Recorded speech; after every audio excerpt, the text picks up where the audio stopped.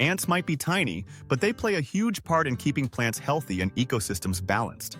We are bighomeprojects.com, your go-to website directory for trusted contractors and job opportunities. And here are 7 ways ants contribute to seed dispersal in ecosystems. Number 1. Dispersal distance. Ants usually move seeds just a short bit, like half a meter to 1.5 meters.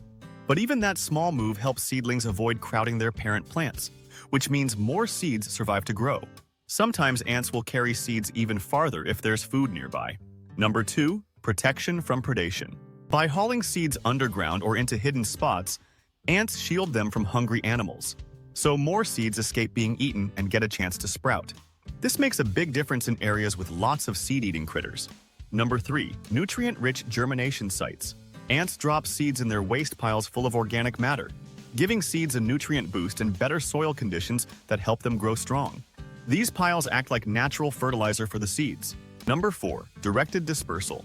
Seeds that have a tasty elaiosom attract ants who eat the snack part and then leave the seed in safe places like their nests, making sure the seed lands where it can thrive. This mutual relationship has evolved over thousands of years. Number 5. Diversity and colonization. When ants carry seeds to new spots, they help plants spread out and form new communities, which supports lots of different wildlife and keeps ecosystems healthy. It's like ants are nature's little gardeners. Number 6. Impact on seed distribution patterns. Ants often carry bigger seeds farther than smaller ones, which changes how plants spread and compete, shaping the plant community over time.